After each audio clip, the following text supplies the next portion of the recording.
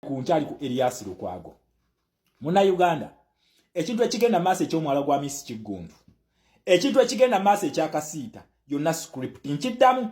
Elias Lukwago na Miss Kigundu bali ku script tebakusiriwaza ekintu bakita fisadi democracy muna Uganda fisadi ona akola atya kati njagala nsooke mbasomese fisadi eno mulyoke mugitegere obo bubadi bwawe bonna ebazanya mugenda kuba mu bugwamu omuntu abazimba fisadi main agenda ya fisadi democracy main agenda yabwe ebeera kulemesa bantu ba bulijjo okusituka kubanga democracy omutuufu akolera mu bantu kikaluke tugendamu k'abantu ebyabatisa n'amagye mubitya awo nawo tujja tuukawo kati yo abazimba ekintu kino akizimba ng'alemesa muntu wa wansi kukola ki kusituka Museveni we yali azimba fisadi democracy mu Uganda awo yakwata nazimba political wing n'agiteekawo nga political wing ene kuliwa Elias Lukwago ekuliwa nani Elias Lukwago yali second in command mukuru wa Yekiza Besigye bonna abagwa mu eyo docket basubscribinga kwani ku Besigye najja n'ateekawo abagagga ab'ekiwanya abagagga bano obabuuza historical background ya mweririddawa tebagikulaga naye nga bo bakugamba bagagga omwe akugamba emirimu gye muzalawa muye yatandikira mu kutunda spare wa Bugaali ngamba njogera ku Kirumira naye Kirumira mumanyi mama wazalibwa obukoto okitegera wazalibwa omugenzi Paul Tebandeke okitegera yazala zawedde mama wa Kirumira okitegera era nga mama wa Kirumira agenda okufa nga waliwo ne lwangoze eziriwo mu family Kirumira nkumanyi okitegera nga weziri mama wa Kirumira tebamuzika na ku kijja kyewaabwe siko bamuzika okitegera ekintu ekyo ye yatandika ekijje kye n'abaana baabwe Kirumira naye Kirumira leero olunaku olwaleero ye mugagga naye omubuuza obugagga wabujjawa tasobola kuwulya kugamba yali atunda spare n'aleeta Miss Kigundu omubuuza obugagga wabujjawa kugamba fumintiriza okitegera kati n'azimba docket y'abagagga okitegera n'agiteekaawo kusiriwaza nkugambe tuli ku kintu kye bata fisadi democracy wamala okuzimba fisadi eyo mu bagagga n'azimba fisadi mu basuubuzi n'abateerawo kasiita eyo kasiita ya Museveni yensonga lwaki ekulaga nti noona abadde abakulira yesimbyewo ne mukamyufu ka Museveni yabaddemu kati bano bakulaga muno bamulwanyisa yagenze mu byobufuzi eyo kasiita esubscribinga ku Museveni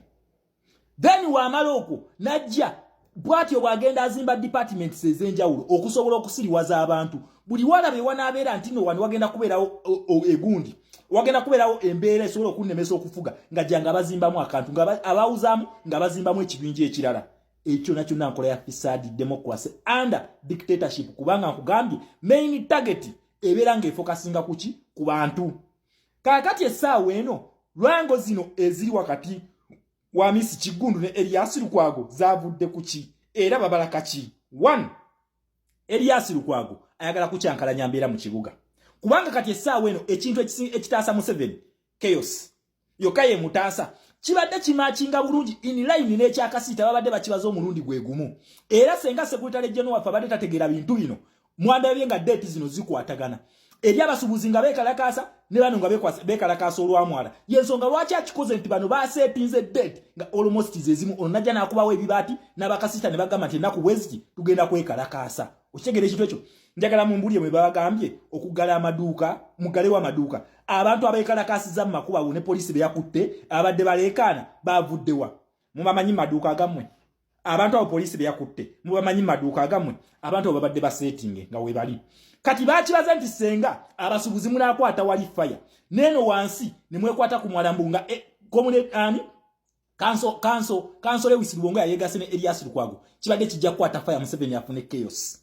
kyaganye bulungi nnyo eno kati byatubalira tebikyakwata yensonga lwaki bakubyeko ebibaati Elias Lukwago yakugambye yawandiikira kansala Lewis Lubongo yasinga bakansala abangi Elias Lukwago wabulanga n'abakasiita nabo bakoze eki bakumye fire bakugamba nga 19 leka mbabuli ekintu kimu abasubuzi temubeera basiru ebintu ebituuka ku Museveni kati essaawa eno si yabinako solution ebintu byonna nabagambye bya foreign policies era ebyo nabbanjo kino alina ekitwe kya boola ekyo talina kyasobola kukolawo muogo ogutu ogwo abalimba just kubawuddisa tutudde meeting kati mukakane biki kuba siriwazanga always wabadde akikola kubanga nakugambye ekintu bakita fisadi siriwaza basiriwaze ng'oli wakalakata kyekitegeeza kate bakulimba mbunno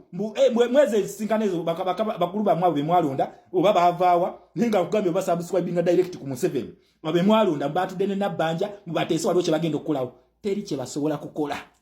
teri ebyo temwerimba mmanye misolo kwe javudde Museveni asobola kweza mwagowa nabanja asobola kuzayo Museveni mwagowa sente z'ebisiyaga ze bajjako Museveni asobola zezzaamu oshegera USAID Museveni asobola gikomyawo tebabazanyira ku bwongo nga basiru namwe abasuubuza ate nzedda nali manyi abasuubula ebweru be basinga okutegeera naye ate kakati ate namwe mutulaze timwagala kuyambibwako buyambibwa abantu abo babadde babaze chaos nga chaos ene egenda kumachinga bulungi nnyo ne yalukwago yensonga lwaki ekibaati n'okwekalakaasa kwamwe byonna babitaddewo mulundi gumu nga Museveni amanyi nti chaos egenda kusuka agamajago ne police byabadde ku standby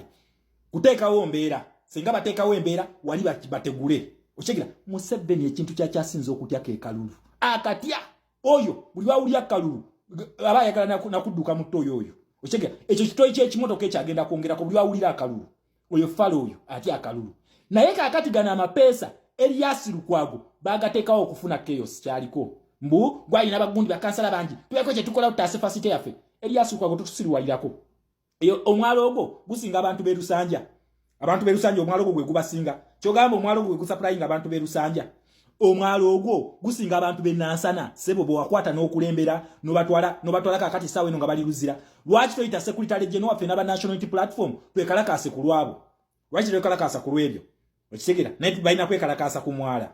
ono omusajja abazanyi ebyekisiru Amisi Kigundu ne Elias Lukwago bonna basubscribinga ku Museveni essaawe no bateekawo teke ya kufuna chaos mu Kampala kye bali mukola ate Elias Lukwago abazanyisa politics wa Elias Lukwago aweddeko Elias Lukwago ati okujja okubalale nga alina butebe bukalu yali ow'amaanyi kakati ali mu kutya ati ekyo kati ali mu basi liwaza simanyi nupu combined effort ne nupu stupid okitegera ekintu ekyo so muna Uganda tebakuzanya bya kisiru kasita ebala kwekalakasa kuli kwennyini nga muni mu combination ne Elias Lukwago bateko kwekalakasa mu Kampala Museveni ayagala kwewamba mwataddewo state of emergency naye tukubulya Museveni bino ebigambo byange wamanga state of emergency ogenda gikwata ogiteeke lwakitula eyo gyoba ogiteekawo kitegera gwe kuŋŋaanya abatuusibo state of emergency mugitwale lwakitula naye teri munnayuganda gwe mugenda kuzanyirako tugenda babuusa eno move ya Elias Lukwago kiwanyi kiddamu kiwanyi munnayuganda tebakusiriwaza ebyakasiita kiwanyi teri kigenda kukolebwa nabagambye emisolo mujja jiwulira kino bakiyita ki foreign policy nabagambye mukyakaabya kajanja abasuubuzi b'omu Kampala mukyakaabya kajanja the worst is yet to come nakugamba mwe tetwetaaga kubasitula tetukyetaaga just nyiga wali switch ezikiro wezikiro ono yakoleza eri mujja kaaba kati bino balimba tuteeseza ne URA babeeko kye bakola bagenda kukola ki buli lunaku emisolo emipya jijja ate we tutasitukira mu protest vote mugenda kutuuka ekiseera nga n'amaduuka ago temugasobola inze minister of foreign affairs wendi tetunakwata ku tulu meji naye ye Museveni gwe mbagambira wano Entebbe katakyagisitamye atuddeka akunaamiriza bwati wokangira adduka misinde n'agweri naye kati Lukwago essaawe eno bali mu kujjanjaba ne ba Miss Kigundu bonna bavuddeyo batuyiyeyiyawo naye mulimba Miss Kigundu you are joking Elias Lukwago tugenda mu protest vote mutubuulire president wa PFF yani agenda bakwatira kadi kuwa president base omwine ekibiina mwina political party temutugamba muwagira Kyagulanyi respect